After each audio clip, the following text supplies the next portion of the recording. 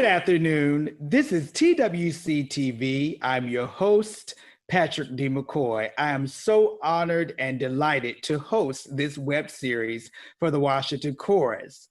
Our episode today is one that will be exciting and truly remarkable.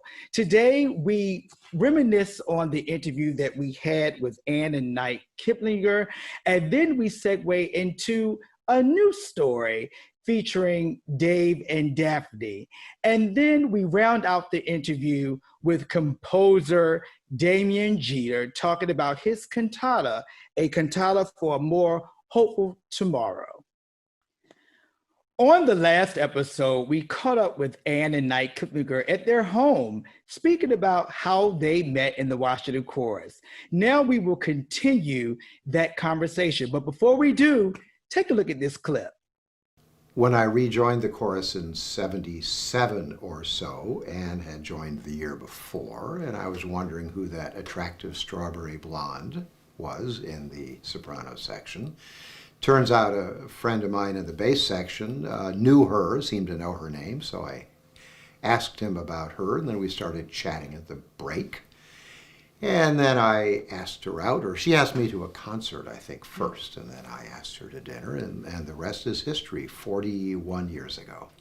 And about 30 years later, the word around town was that Julian Wachner is a charismatic, hot new conductor at the Washington Chorus. So our daughter Daphne said she was going to join the old people's chorus.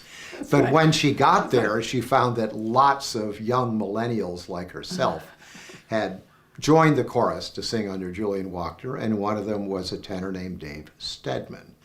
And they started chatting together at breaks and rehearsals, and a couple of years later, married.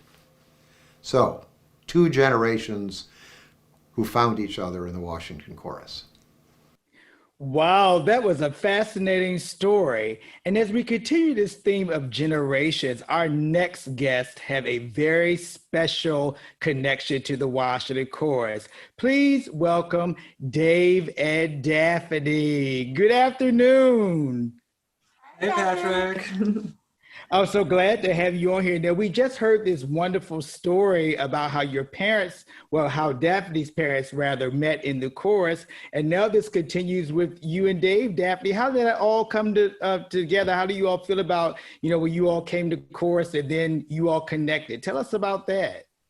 Sure. So after college, I moved back to DC, and my mom sort of signed me up for my audition kind of behind my back and just told me to report to the church. So I did. I met Julian, and I was like, all right, I'll give this a shot. The demographic was sort of changing from when they had been in it all those years. And so I just gave it a shot, joined, ended up enjoying my first season or so. And then I guess a year or so later, Amy Lipstein sat us next to each other for a concert, the Verdi Requiem.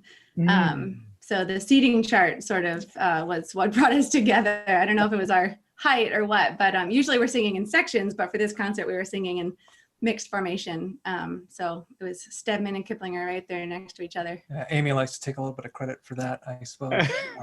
But that was actually my first concert with the Washington Chorus. So this would have been, Daphne joined in like 2009, and I joined in 2010. I remember auditioning in January, and then very quickly they said, okay, the next concert's in March, and it's actually Christoph Eschenbach. It was his first concert as artistic director designate of the National Symphony. And that was the reason I joined, one of the reasons I joined TWC was I always wanted to sing with the chorus that was behind the symphony. And so I auditioned and then got in, and I'd never sung the Verdi Requiem before, which was kind of astonishing because I'd sung with so many choirs for so many years. And so we got into rehearsals, and then as we got closer to the performance, we did the mixed seating, and that's where I got to sit next to Daphne, and a friendship blossomed. She likes to say that she probably laughed a little too hard at some of my cheesy jokes. But it was a really special experience, not only just as us getting to know each other, but with Maestro Eschenbach, and just, the way he conducted such a powerful performance. And from there, it was just, our friendship continued to blossom, and then we started seeking each other out at rehearsals and chatting and that whole thing. That's such a neat connection. You guys met in the chorus, similar to Daphne's parents. So I want to know, what makes you all continue to be with the chorus? Because I think when I first met you all, that was definitely when Julian was conducting, and I've seen you so many times. So talk a little bit about that. What makes you all continue to sing in the chorus? For me, I think the first thing that I thought of, with this is the friendships, that sense of community. It was the musical excellence that brought me in initially, but then getting to know, people on a really intimate level, just week in and week out, rehearsing with each other, and having that shared sense of purpose. That's just, it's inspiring, and I feel it's good for my soul.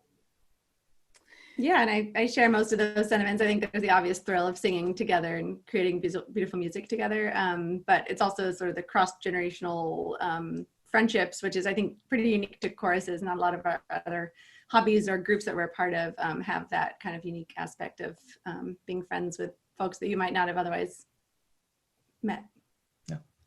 Well, my next question, I was about to ask you what was your favorite concert, but I was so smitten with Dave when he was talking about the Verdi Requiem, and, it being his first time, and then singing with Christoph Eschenbach.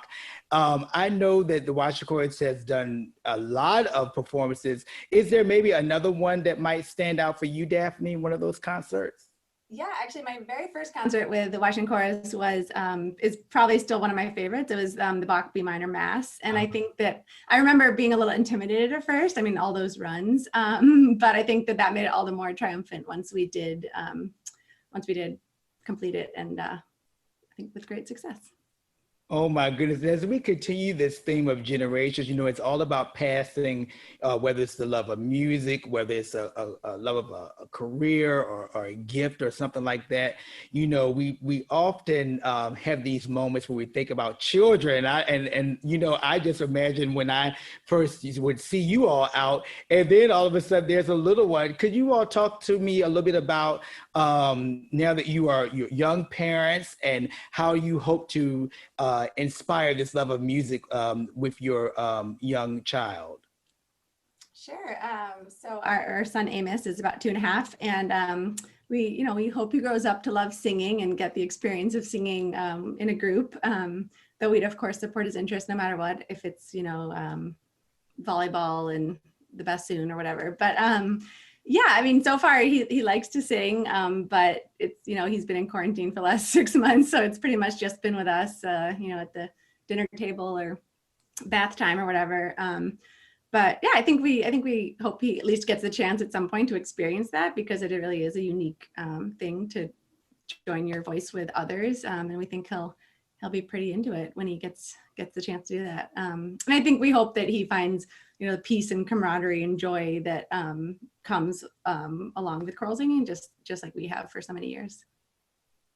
Well, you know what? This has been great. And thank you all so much for being willing to share, these personal stories with us. As I mentioned, this theme of generations is all about family and just carrying on that tradition of the family, and particular, music and the love of music. So thank you both so much for joining us today. Thank you, Patrick. Thanks, Patrick. Nice chatting. Next up, we have a very special guest to the Washington Chorus. We are welcoming Damien Jeter. Good afternoon, Damien. Hey, Patrick, I'm so happy to be here. Damien, I think the last time I saw you was in 2019 at the Met, and you were making your Metropolitan Opera debut. Congratulations to you. Thank you. It's really hard to believe that was a year ago now. Oh my goodness. Now look at us. Everybody's on Zoom and everything else. But listen, talk to me about the fact that, as I mentioned, you're this wonderful singer, but in this role with the Washington Chorus, you're almost in the capacity of, well, not almost, you are in the capacity of composer. Talk to us a little bit about how you first discovered composing alongside your singing talent. It's interesting.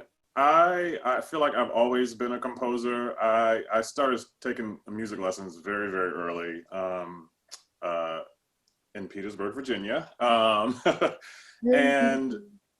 you know, I always sort of composed like little melodies here and there, and I was always a composer, you know, sort of just inside myself, and I never really shared that aspect with anybody else. And even when I was training to be a musician and a singer, and actually a trumpet player too, I always kept the composing side sort of at bay, and no one really knew anything about that. And people would ask me, well, do you write your own music? And I would say, no, I don't really write my own music, because I feel like it is the most vulnerable of all the musical arts. You know, you have to be a brave soul to put out the thing that you wrote into the world, right? But then there just came a point in the world where I felt like it was time for me to use this different voice that I have. And I'm talking mainly about, you know, around 2016, when, you know, 2020 has been a bad year, but 2016 was sort of a weird year as well. And, you know, I said, I enjoy singing. I love to sing. I feel like I'm not doing enough as an artist in terms of reflecting the times that we're living in right now. And so I said, okay, it's time for me to use my compositional voice. And I had written several things here and there. I have a bunch of stuff. But the stuff that I'm allowing people to see now and hear now really is a response to sort of all the turmoil that's happened in the world in the last few years. Now, you know, when you mentioned Petersburg, I just lit up like a Christmas tree, because of course I'm from Petersburg. And so this whole theme of generations and community is so important to me. And as we heard that in the beginning of the show, talk to me a little bit about your compositional style. How would you describe your style? I know you said you started out writing little things that you didn't really share with everybody, but now how would you describe your actual style? The answer to that is I don't know. But the thing that I will say is that I have used every piece of music that has come through these ears as an influence in anything that I write. You know, everything from, yes, Beethoven, and then also things, you know, music like Anita Baker, for example. I really love jazz. You know, I don't like to think of myself as a composer that's in a box that has one style. I would hope that, you know, somebody would hear a piece and then they would hear another piece and go, oh, I didn't even know that that was by the same person. I mean, to me, that's a compliment. It is. You know, so it's hard to describe the sound. I mean, I've heard people say that they describe my sound as black, whatever that means. And I, you know, I kind of like that. I dig it. Well, you know, I mean, I'm so happy for you, because I'm seeing your music, you know, performed, you know, by Resonance and all these other ensembles. But the one that we want to talk about today is your piece, A Cantata for a More Hopeful Tomorrow, that's going to be performed by the Washington Chorus. Talk about that piece and what inspired you with that work. Yeah, Eugene asked me to write this piece for the Washington Chorus, and I didn't know exactly what it was going to look like at first. He sort of gave me some, you know, we were kind of talking around and throwing out different ideas. And then I said, well, what if it was a piece that was based on a piece that was already existing, a pre-existing piece? And so after about a week or two of going through, I don't know how many Bach chorales and I don't know how many hymns, I feel like I know all the hymns now in Bach chorales, we landed on Weihnenklagen Sorgensagen, which is, I don't remember the number now, but it's a Bach cantata. And in the second, the first full chorus, but the second movement of that cantata, there's a Passacaglia that is spun all the way through that movement. And so I take that Passacaglia and use it throughout every movement in the cantata. And so the Cantata for a More Hopeful Tomorrow starts out with this, this movement that talks about, you know, yearning and wanting and desperation and pleading for help.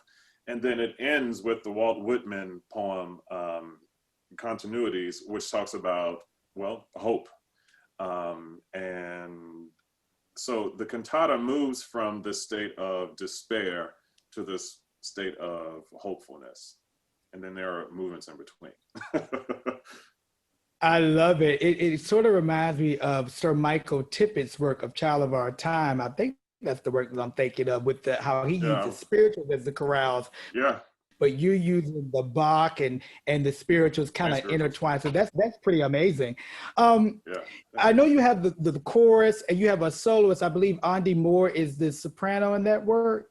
Is that? Andy is the soloist. So does the soloist have a role in this work? You know, like in Bach's works, like he'll have like, you know, a certain voice sing the role of the evangelist, like in the Passions.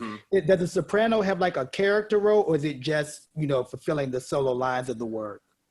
You know, I hadn't thought of it as a character role, but you know, now that I'm sitting here thinking about it, I mean, I think that she plays the role of hope. And anytime that you hear Andy's voice, I mean, that's moving towards hope, you know. So I sort of like that idea. Yeah. And there's also a cello part as well. And I chose the cello because I feel like the cello covers the entire range of the human instrument. And so when you're dealing with a choir and a beautiful soprano soloist, cello seemed like the most obvious fit to me. That's amazing. So just at the conclusion of the work, you know, I'm sitting in front of my computer and I'm watching it. What would you hope would be the overall impact or message? I know you mentioned hope, but what would be the further like takeaway from that? I think the takeaway is that, I mean, I think this is just another way of saying hope, but that things are going to get better. You know, when this year started, we didn't know what this year was going to look like. And then February, March rolled around and everybody was like, what is going on? And we're still in that, but I have hope. And I know that tomorrow is going to be a better day. Like this year might not be that good, but there are years that are going to come after this that are going to be so good. And so that's the thing that sort of keeps me going. And I have other projects that I'm working on. And I'm like, you know, these things are the things that keep me going. So I hope everybody else feels that way too. Well, thank you so much. I mean, we needed to hear that because yes, it has definitely been a challenging year, but there's definitely hope also. Well, Damien, thank you so much for being with us. But I want to go back very briefly to the top of the show where we were talking about this whole theme of generations and, you know, singing and families and hometowns. And we mentioned your hometown, Petersburg in the Matoka area. And I want to introduce you to somebody, or really reintroduce you to somebody that you met many years ago. So we're going to take a quick break and you stay on, and then we're going to bring that person. Okay. Please welcome Dr. Roy Bellfield. Roy, it's good to see you. Same here, Patrick. How are you? I'm good. It's just wonderful when you see somebody familiar, you know, even though this is going to be a little bit of a surprise. Roy, you have definitely been a mentor for me, you know, a fine organist, composer, conductor, and I want to thank you for that. Roy, this show is about generations and the community, and you have certainly been a fixture in Petersburg and neighboring churches playing the organ and so forth, and your mother supports you. Oh my goodness, it reminds me of my mother. Talk to us a little bit about how maybe you came to play the organ, because you're a very fine organist. Well, I have to go back to my home church, which is also my connection to Damien. My home church is Shiloh. Our home church is Shiloh Baptist Church in Chesterfield. And I've always been fascinated with the buttons and the bells and whistles of the organ. And I will never forget that Sunday when our minister of music and organist, Marilyn Jennings Breeden, saw me watching her. I couldn't have been any more than 5 or 6. And she invited me just to sit at the organ and pull buttons and press buttons and play notes, didn't know what I was doing. And as a teacher, she was an elementary school teacher, by the way, elementary school music teacher. I often think, had she not been watching me and sensitive to what I was seeing in her and allowing me to just sit at the organ, I often wonder where I would be if she had not given me that opportunity. So that's how I got started. And I wasn't able to read words for that matter, and let alone music, of course. So she said she'd start me. with piano lessons, but she was not going to teach music and reading. So I didn't start until I was maybe 7 years old. That's beautiful. And you asked about the organ, and of course, after studying with her, I ended up working with Dr. Carl Harris, who was another, I'm going to say, luminary, as you well know, in Petersburg and at Virginia State. That's so amazing, because you know that's something that's missing now, that kind of mentorship where she pulled you upside her and really guided you and inspired you to want to even pursue it further. So I want to go back as we started the conversation about Damien and your home church. Can you maybe talk about maybe Damien as you have observed him over the years, especially now that he has established himself as a singer and a composer? Wow. Damien, I'm not quite sure of his age, but I know he's younger than I am. I think Damien's along with my brother. But Damien and I grew up in Shiloh Baptist Church, and I remember his mother very well. His mother and my mother were very good friends. And his grandmother, I don't know if you know this, but Damien's grandmother was a fine pianist. She played in church quite a bit. And his mother was a leading singer in our church. So I can't say that I'm surprised that he would have that gift.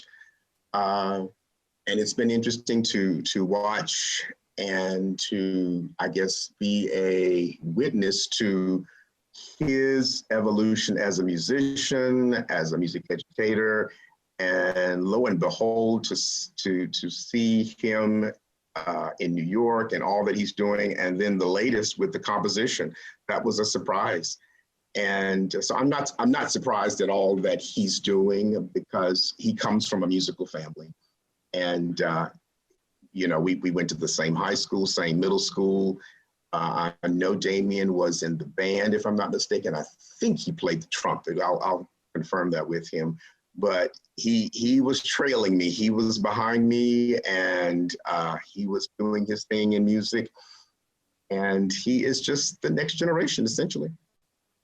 Well, we are going to surprise Damien, because we're going to make this whole hometown connection here. Even though he's, having this work, premiered by the Washington Chorus here in our nation's capital, a lot of our big beginnings happen in our small hometown. Exactly. And a generation of families that have nurtured those gifts. So let's welcome Damien back. What is happening? So, Damien, do you see a familiar face on the screen? I do. Roy, what's going on? Hey, Damien, how are you? Good. So Roy was just sharing with me a little bit, but I want him to tell you directly, because sometimes it takes somebody, who we know, who we may not have been in touch with for a while, to just reiterate their appreciation for us. So Roy, go ahead and speak to Damien. Well, Damien, it's good to see you. Good to see you. Patrick asked me about our connection. And of course, I had to start with Shiloh Baptist Church. Yeah. And I shared with him that it wasn't a surprise that you would end up singing because of your mother. Yeah. And the musicianship is in the family, your grandmother. Yeah. I remember them both very well. And so the composition is new. So you'll have to tell me about that. That's something that I didn't know about until recently. So I'm looking forward to learning more about that. But I shared also that we attended the same high school. And correct me, did you play the trumpet? And I did. Yeah. I thought so. I thought it was, and so did I. I didn't make that clear to Patrick, but I played the trumpet as well. So Patrick will have to understand that Damien and I are about 50 years apart. He's about 50 years younger than I am. Well, that would make me -10. Negative what? 10. Well, I'm going to join that club too, Damien did.